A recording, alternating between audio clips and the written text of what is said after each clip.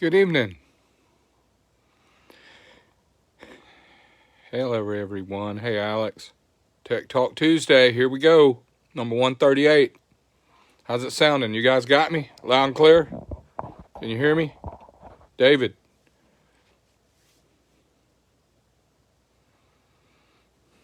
Charlie. How about you, Charlie? So reliable, man. I hope your family and your employer and your people know how reliable you are. Hey, Steve, Chris. John, good talking to you, Chris. Y'all hear me okay? Hey, Ricky. I hadn't seen you in a long time, Ricky. Good to see you, buddy. I got stuff to talk about you might be interested in. Hey, John. Hey, Stevie Ray. Some good old faithful friends here. Thank you, Chris. Hey, Chuck. Over in Georgia, loud and clear. Kevin, hello, man. That guy's got same problem I got. Wanting to figure out how to make more power all day, every day. Yeah. Look at this, everybody. 138. Jackie said that was right. 138. Hey, Sam. Steven. Jamie. Hey, Vic. Good to see you guys. Thank you so much for tuning in. Got something interesting today I was going to tell you about is I've been knowing about it my whole life, but I didn't ever use it really well. But pie. Yep. Mathematical pie, not apple pie or ice cream and cherry pie. Peach cobbler and pie. Yeah, I know, that's all good stuff. Hey, Lloyd. Sam again, Ashley, good to see you guys on here. And Girl Scout, John, Jamie, yep. I noticed that my favorite verse, for God so loved the world that he gave his only son to die and on the cross for our sins, and those who believe in him will have shall not perish, but have everlasting life. I noticed it was 3:16 while I'm preaching for just 1 second. Pi is 3:14. So now I have found a new way today. I've been wondering how come this was so hard for me to remember, but now it's just too shy of John 3:16. So that's a good way for me to remember that. Just sharing with y'all. It must be. Yep, you're right. Central Time. 5 o'clock Central, 6 o'clock Eastern. It's a lot more later than that over in England and Europe, but I appreciate all you folks over there watching. Elijah and whatnot, and then you guys over in Mountain Time and California Time and West Coast Time and all that. But look, this is Tennessee. I'm in Tennessee, and I wanted to tell you this is a couple things before we get real wrapped up here. I'm going to turn over and say hi to you for a minute here. Flipping over to the old man. There we go. All right, I just wanted to say thank y'all for tuning in and checking in here every Tuesday near 5 or 6 o'clock, wherever you are. I also wanted to tell you that I am so thankful that you guys watch every week. And if you don't watch every week, Jackie saves these episodes and puts them on our YouTube channel, which is Star Racing GA. I think that's correct. I'm going to holler at her right quick. Jackie. Yep, Star Racing GA. It's on the YouTube channel, and I think there's 120 or 30 episodes on there, so you could go back and watch if you miss it. Also, it's going to be on Facebook for a while, so you don't miss out if you get in late and want to see something a little bit. Thank you very much from OKC, Jack and Charles. I just wanted to tell y'all thank you, and I wanted to say in person, looking you in the eye, I wanted to tell you these words and these thoughts, these are my ideas, my opinions, based on what I think I know, my understanding of some of this. And I'm not a math scholar or been to school scholar, but I have been in the field, and I've helped engineer a lot of cool projects. So I'm going to call myself unofficially a field engineer, which means I don't have a diploma, but I do have a lot. Is it YouTube channel? Is Star Racing GA? Yes, Star Racing GA. It's Star Racing GA. Even though we're in 10. Huh? Even though we're in 10 now. Yeah, Star Racing GA, even though we in 10. Thank you, Jackie, for pointing that out. So I also wanted to tell you that I don't have to have a diploma or any of that stuff, and I just wanted to share with you guys that a lot of experience, and I'm not going to say because I know we have a lot of trophies, a lot of championships, and a lot of stuff like that, but I want you to know that the odds are losing more. I mean, we won a lot, but I'm going to tell you something. When you see us with a world champion trophy or an NHRA national event or some kind of world record or something, that was based on way more losses. So if you see 100 trophies, there was about 300 losses, which is still pretty good batting average. But I wanted to say to you, to your face, that thank you for being faithful and watching and paying attention. Thank you for loving the same thing I do, which is how to go faster, how to make more power, and these really cool internal combustion engines and high performance. Motorcycles, cars, I don't care. If it's an engine, it's got 1 cylinder, or 8, 10, 12, I don't care, 16. I love them. I love them. I love how to make more power on this one little drop of gasoline. I understand we got an electric revolution coming, and I'll embrace how fast that is and the excitement, but I'm going to focus on the genre that will be left for us to really enhance internal combustion engines. That will be me until they put me in the ground. Will I ever race something electric powered? Probably, maybe, because I love G-force, but I am definitely working on burning some gasoline. And I have nothing against the guys' alcohol, nitro, whatever they burn, but I am an internal combustion engine freak.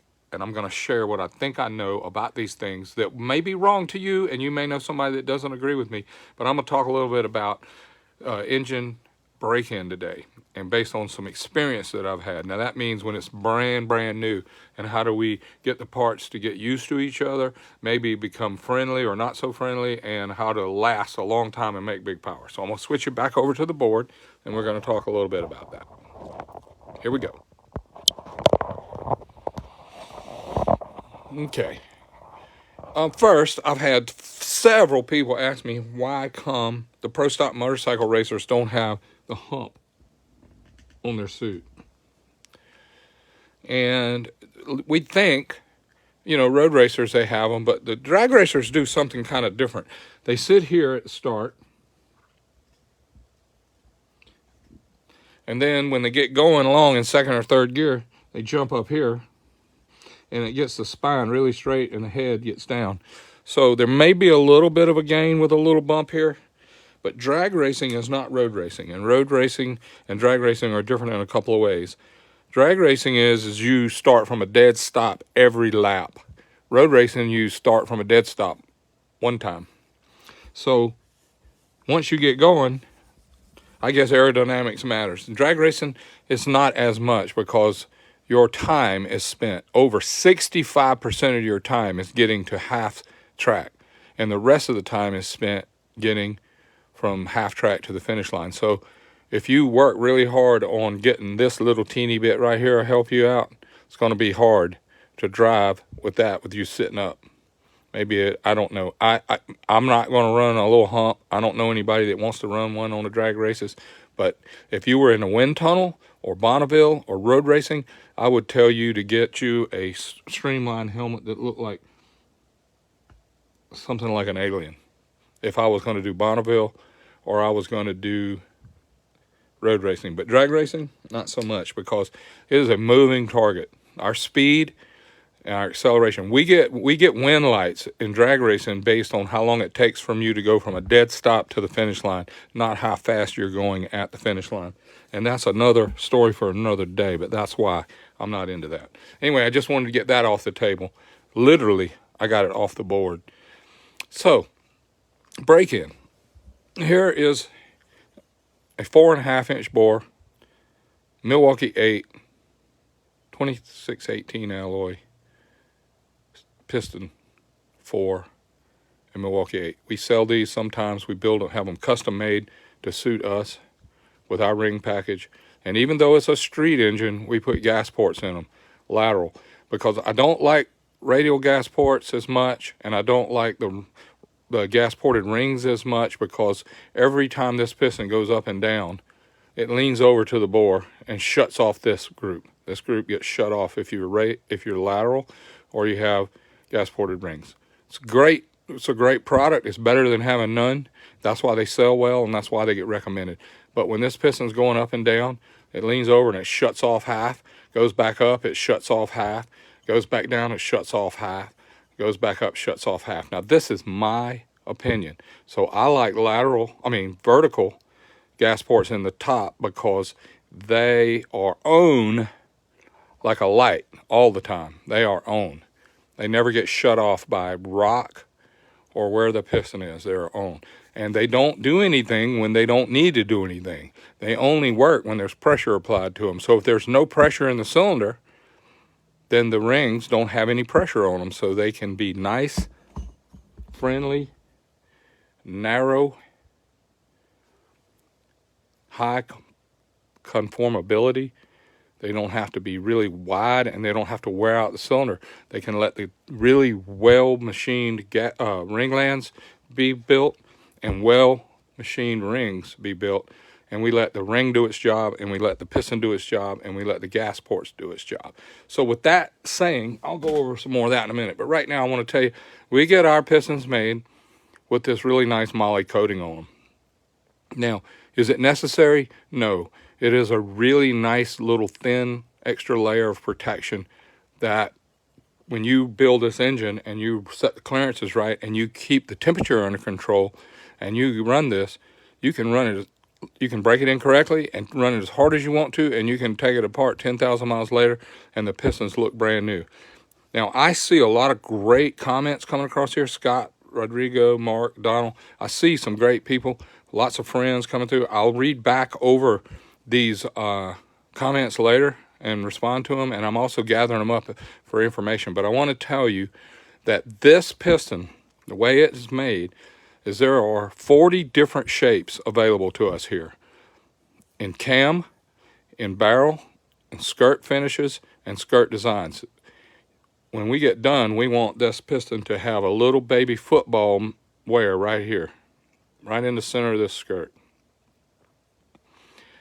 And it shouldn't rub here. If it does, the clearance is wrong. And it shouldn't really rub here. If it does, the clearance is wrong. And it definitely shouldn't be rubbing over here or the clearance is wrong. It needs to have, the thrust of this piston will be more in the center of this skirt. And this piston is, this is a front piston because the major thrust is on the intake side. And if you put it on this side, then the exhaust is on the right side and the intake's on the right side. And also we only have to cut one piston on a Harley. But look, back to the story. This is 4.5 inches. That's big for a V8. That's big for a single, twin, anything. 4.5 inches is a really, really big piston. So with this as a big slug, this is 500 grams of 2618 alloy, heavily machined, properly forged, all the right stuff, and it is shaped the right way. So we can run this at 4.5 thou clearance. Now I'm going to tell you, we set the clearance center of this wrist pin, center of the pin, 90 degrees to the pin, which that means whatever this measurement down is to the center, it will also be that measurement down to the center of that wrist pin. So your gauge mark will be somewhere right in here, and it's on the card what you use to set it at. But back in the day, back when we were young'uns, we used to gauge them here, where you could just get the anvil on here because the pistons were straight taper. And they would also have a taper up here, and they would have a taper down here, and they would fall away here and fall away here trying to get the clearances right. Today, this is a unbelievably complicated part that takes 40, 30, 50 measurements to get this made exactly like you want it. We have lived through decades of high-performance pistons in our industry to get to this final part. Racing all over the world, endurance racing, cars, motorcycles, boats, airplanes have created these shapes and these sizes that we've learned about. Air-cooled engines, water-cooled engines, whatever. You may have to have different shapes on the cam, taper, and the barrel finishes to get this clearance. And this is not a story about which one you need. You just need to consider that's important. Now, when we break this engine in, we put brand new pistons in, a brand new bore and hone, and we set it at 4.5 thou clearance. center of the wrist pin, 90 degrees to the pin bore. We'll set it at 4.5 thou. Now that sounds really loose to some guys. I've talked to people on here that want them to be at 2 thou, 1.5, 3. Some people want them at 7. Well, that's from experience on other designs. This is a short skirt, and it doesn't hit here, it hits here. This is where the thrust is, right here. So the gauge point will be further up the skirt, and it won't be rocking. Therefore, we can have more ring control by keeping the rings 90 degrees to the bore. What does that mean? The ring is here, and the bore is here. If the piston's rocking, your ring will be at an angle. This is very exaggerated, but it's hard to seal when this is rocking. So you want a really nice shape and size to make this piston try and stay 90 degrees to the bore so that we can keep the ring sealed up. Now, when I have a brand new engine, it's all brand new parts, we'll crank it up and let it idle. Monitor the wide bands. Don't let it be too rich. Don't let it be too lean. I like to break them in around 12.5 to 1 at idle. Air fuel ratio, 12.5 to 1. I put fans on, both cylinders, 3 cylinders, whatever. Or if it's a water cooled, make sure you got the water circulating and you make sure that the cylinders are covered in water. Pay attention to the temperatures. I use one of those little infrared heat guns, and if it's a 2-cylinder, I'll check the cylinder on the front. I'll check the cylinder on the rear, make sure not one of them's getting hot. And if there's nothing really getting hot, I'll let it run for a minute. Switch it off, let it cool. Check everything, make sure everything looks good. You might get a bore scope going and look around in the bores, but usually if you do a good job with the bore and hone, you do a really good job measuring, and you have the nice coated skirts, you can go in and just let it cool to the fan and then start it up again and let it run for a minute. I do that 3 times. Hot to the touch, cool down. Then I'll put it on the chassis dyno if it's this motorcycle, and I'll crank it up when it's cool, and I'll just go 2,000 to 3,000, 2,000 to 4,000 through the gears. Part throttle. And then pay attention to the temperature of the cylinders and heads, and measure and record the wide bands.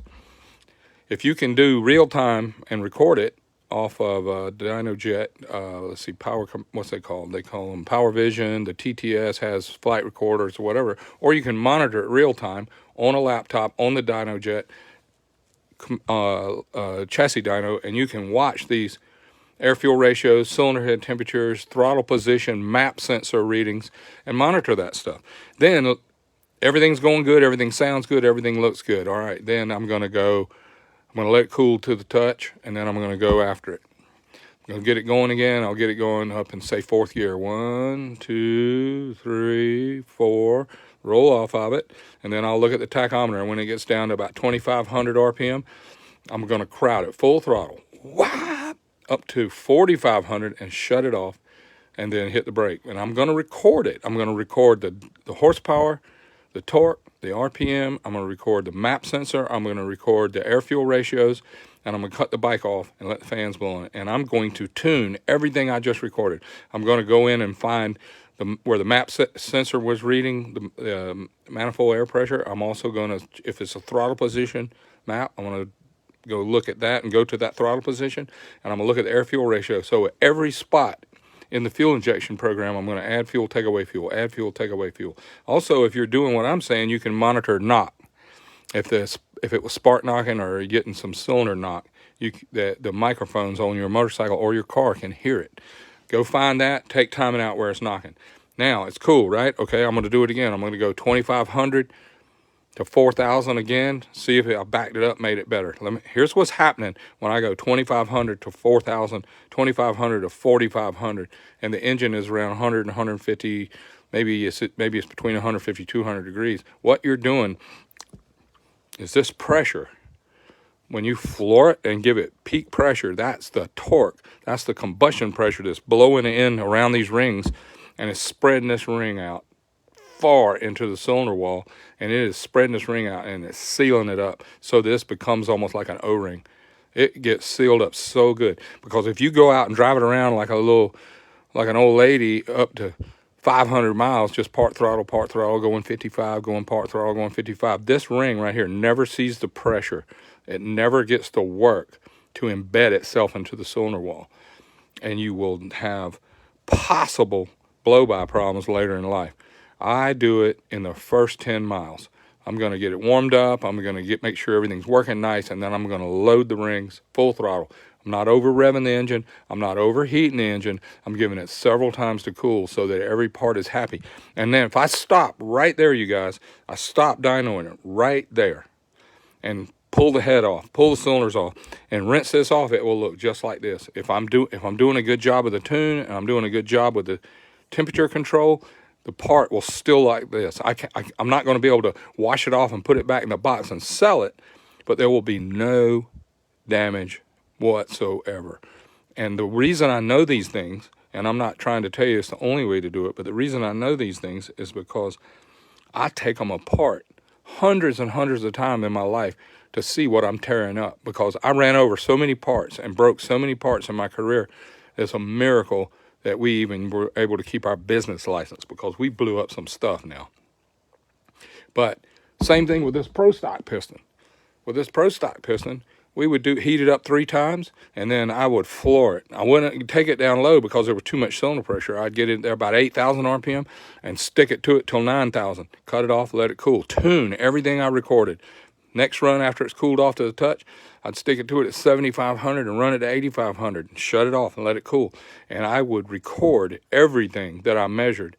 And we could run one of these probably 5 or 6 runs on the dyno all the way to 10,000 RPM and take it apart, and it would still look this good. And that's because we control the air-fuel ratio, the ignition timing, and we control the temperature. And once I finish with that few little miles, I'll just keep adding RPM, keep adding load. So eventually, on this street bike, Milwaukee 8, I go in at 2,000 RPM and floor it and take it up to 6,000 RPM. Do it 500 RPM at a time. Tune it 500 RPM at a time and tune it each time while it's cooling. Keep going, keep going, keep going until I get a 6,000 RPM. And you may have, when you get done, you may have 20 miles on this brand new engine. Talking about crankshaft, talking about valves, valve springs, everything brand new. And then you can come in, and now this is when my shop was full-time. I would say, if you got a problem, let's take it apart. And we scatter the engine all the way apart and try to find something wrong. Try to find something that proved we were breaking them in incorrectly. And that's the same way we break in race engines. It is not going to be ridden around like a little old lady. But this engine, if it's broke in right, that means this ring has married the cylinder wall. And this ring has literally engaged in holy matrimony with this piston. And they love each other, and they are happy that they're in there. And they're in no wear, no stress. The rings and the pistons are nice and sealed up, and everybody's happy. People ask me all the time about end gap. Here's a 4.5-inch ring. It's got, when you put it in a 4.5-inch bore, this ring will come to butting. When I say butting, I'm going to say that the 2 ends will touch. So we have to precision grind this to where it has enough room to expand. And let me explain why. I learned today, well, I knew this, but I broke it down so I could explain it to you, is if you have a 4.5-inch bore piston, okay, let's look at this calculator, and let's say pi is 3.14 times the bore of 4.5 equals. This ring right here, believe it or not, is 14.13 inches long. If you were to take this ring and straighten it out, and you could pull a tape measure on it, and this ring from here to here is 14 inches long. 14.13 inches long. And if I want you to end gap this ring for me, grind it so it has a gap when this is set in the cylinder, 1 inch down, put a feeler gauge in here and measure it, and I want you to put it in, let's say, at 20 thou gap.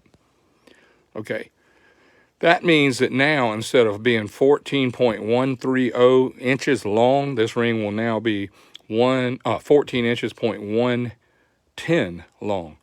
So how much percentage did we shorten this by putting 20 thou end gap in it? People get so blown away with end gap. They'll work and work 1 thou. They'll work and work 1 thou. And they grind it 1 thou too much. They'll throw the ring in the trash and buy a new one. But the percentage of 10 thousandths or 20 thousandths or 1 thousandths on a feeler gauge off of 14.1 inches is barely immeasurable, or you can't even see the performance change. But if you're 1 thou too tight, if you need to be 20 thou here for the minimum, and you get it in there at 18 or 19, and you put this engine together and you get it hot to full speed, full song, and these two parts butt into each other, and now this ring is going to be too big, and it's going to have pressure, and it's going to go out, and it's going to burn up the cylinder walls, it's going to burn up the ring, and it's also going to create so much heat that it can micro weld to this piston. And the next things that happen is you're going to seize pistons, you're going to score up cylinder walls, and you're going to sump. You're going to go back to the dealer and say, my engine's sumping. And you're going to say, what happened? Well, it needs a better oil pump. No, it doesn't.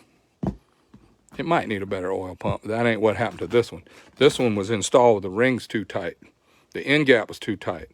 And if it was 30 thou gap instead of 20, it would last forever and run perfect. But if it was 18 thousandths end gap, it could burn the whole engine up, and you would think it was somebody did something wrong. The piston was wrong or whatever. Last thing I want to share with you about this, and don't go away because I'm not done. This piston is a 5.14 inches. I did the 3.14 times that bore, and it gave me 16 inches. This piston, this ring, the ring that goes on this piston is 16.1 inches long. If you were to straighten out that ring and make it into a long piece of wire, it would be 16.139 inches long. I don't know if everybody knew that, but there it is. And I know you can visualize this one and see how if we took this 4.5 inch ring and straightened it out, how it could be 14 inches long, okay? I wrote down a couple things you can use for your advantage. On a normally aspirated engine, I use 4.5 thousandths per inch of bore. In other words, a 4-inch bore, small block Chevy, Ford, Chrysler, times 0.0045 gives us 18 thou end gap. I take, when I want to do, what is your bore size? Let's say your bore size is 4.310 on a 131. Divided by 0.00045 equals. Don't you hate live? Let's see, 0.045 times 4.310 equals. There you go, 19 thou end gap. So if you have a 131 engine, you would set the rings at 19 end gap, and if you had a 4.5 bore, you would set them at 20. If you had a 4-inch bore, you'd set them at 18. The Pro Stock Suzukis that are running a 3.525, they do exactly the same formula. 4.5 thou times the bore gives them 15 thou end gap. Now, if you're going to spray it, turbo it, nitrous, and try and overheat it, you need to put 7 thousandths per inch of bore for nitrous or blown or supercharged. Some people use 8, some people use less. But your goal is to keep a gap here. A little teeny bit daylight here is better than too tight by a bunch. So keep that in mind. And it looks like we just about ran out of time again. Doggone it. I got more to tell you, but we'll do it another time, man. Thank you so much for watching. Tech Talk 138 is in the books. I'm sorry some of you guys just tuned in, but you can go back to my Facebook page and you can watch the rest. And you can also see Tech Talk Tuesdays on our YouTube channel. That's Star Racing GA. Thank y'all. May God bless y'all. Thank you so much for watching. I'm thankful. We got 139 coming up next week, and I need your feedback. I need you to suggest, remind me, ask me, but please know that I'm not arguing with you whether this is right or wrong. This is just my opinion. It's okay if you're right and I'm wrong. That's just my opinion. Tell me what you think, and I would be interested in your opinion as well, because I learned what I know based on all the things I've done right and wrong. And the more I do right and the more I do wrong. And we have to decide our opinion of all that. And may God bless y'all. Have a great night. Thank you for watching.